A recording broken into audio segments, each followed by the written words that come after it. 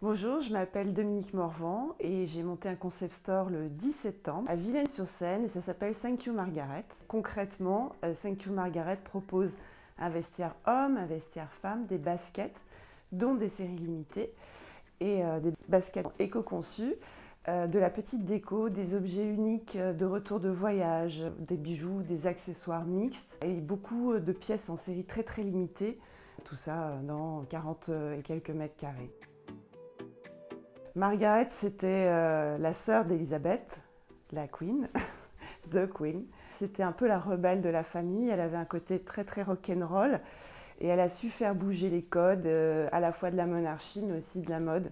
J'aimais beaucoup ce personnage et je trouvais que ce nom était plutôt sympathique et plutôt original pour une boutique.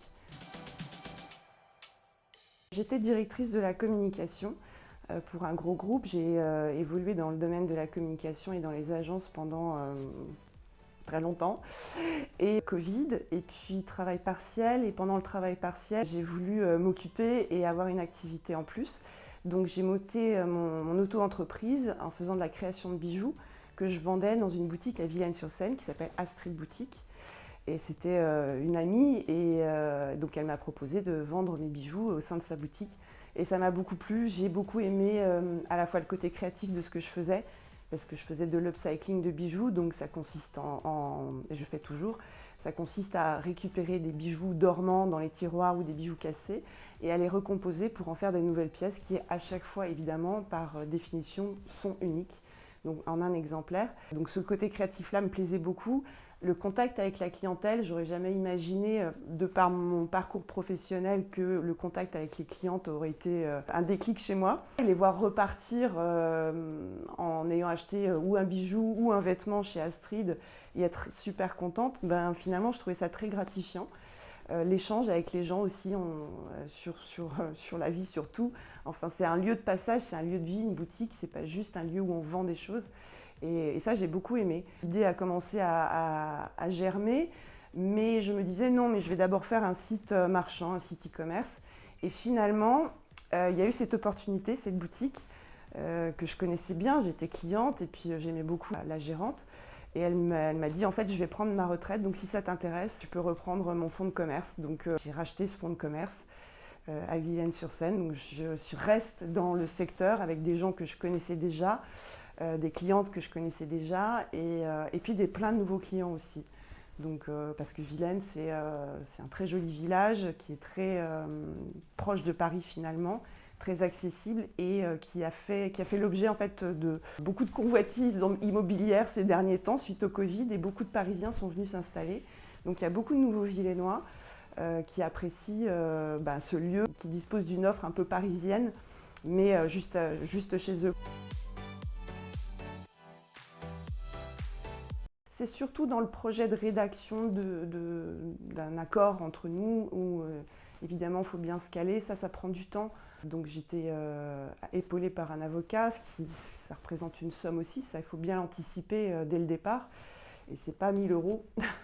Donc c'est un vrai budget qu'il faut prévoir dans son business plan. Et après, j'ai fait ma signature fin juillet et c'était pas une difficulté, c'était un challenge que je me suis fixé. C'était d'ouvrir le plus tôt possible en septembre, parce que quand on a un commerce, il faut bien réfléchir un peu au marronnier, ce qu'on appelle les grandes périodes de l'année. Et donc septembre, c'est la rentrée, et surtout très très vite, on arrive sur Noël. Et très très vite au solde. Donc plus vite vous ouvrez dans la saison, moins vous vous retrouvez trop rapidement en période de solde. Donc il fallait ouvrir le plus vite possible. Et ça, c'était le big challenge, quoi, parce qu'il fallait faire à la fois les travaux. Je suis rentrée de vacances le 17 août, le 18 août, j'ai attaqué les travaux. Et le 10 septembre, c'était ouvert. L'autre difficulté, c'était la gestion d'un logiciel de caisse qui, c'est aujourd'hui obligatoire pour les commerçants d'avoir un logiciel antifraude et ça permet de contrôler le stock, donc c'est très très bien. En revanche, mettre les pieds dedans, c'est pas évident. J'ai pas eu le choix de ce logiciel puisque comme j'étais dans le cadre d'une reprise de fonds de commerce, je devais reprendre les contrats en cours, dont celui-là. Mais ça, c'est aussi quelque chose qu'il faut anticiper si toutefois vous reprenez un commerce, c'est de bien regarder si vous pouvez choisir, faire un bon benchmark là-dessus par rapport à vos besoins et avoir la bonne solution en face. Ça m'a pris beaucoup de temps. La grande difficulté, c'est de jongler entre les pinceaux pendant les travaux, faire les salons parce qu'on est début septembre et donc il faut aller faire les salons, sinon on loupe le coche et les prochains sont en mars.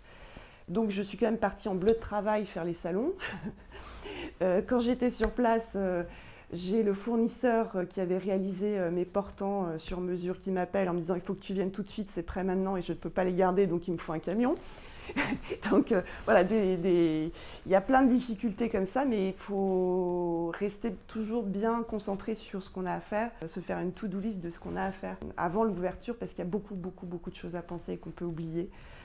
Des choses fondamentales. Juste, moi j'avais oublié d'acheter des cintres par exemple, donc c'est une amie à moi qui la veille de l'ouverture est partie chercher des cintres en catastrophe. Ce qui est chouette avec cette rencontre avec le réseau Initiative Seine-Yvelines, c'est que d'abord ça vous donne un regard extérieur sur l'activité que vous voulez lancer, un regard hyper objectif, mais à la fois très dans l'ouverture, c'est-à-dire que les personnes que j'ai rencontrées n'étaient pas là pour casser le projet, mais plutôt pour relever quelques points qui auraient pu être améliorés. Donc moi j'ai pu améliorer grâce à ces personnes. Surtout bien vérifier le business plan aussi, parce que le business plan, moi je l'ai monté avec ma comptable, mais c'est toujours bien là aussi d'avoir un œil extérieur, objectif, avec une expérience et une expertise là-dessus. Donc c'est la rencontre avec des experts qui est vraiment intéressante là. Et après, c'est pas juste les premières rencontres, puis paf, vous avez le prêt d'honneur et ça s'arrête là.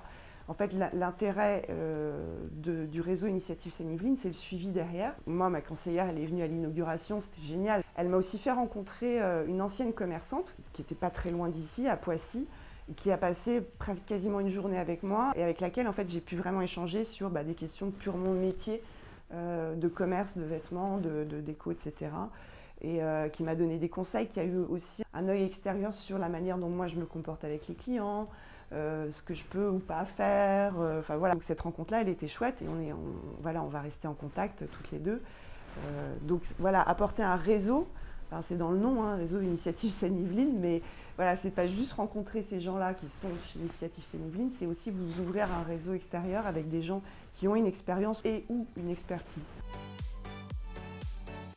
En fait, il y a beaucoup de jeunes ados, et voire des enfants qui passent à la boutique parce que je propose des sneakers Nike en série limitée. Donc c'est la grande mode, ça les rend complètement hystériques, donc ils rentrent dans la boutique, ils n'osent pas trop parce que bon... Et donc évidemment, ils sont très bien accueillis, comme si j'accueillais leurs parents, et ils viennent regarder régulièrement.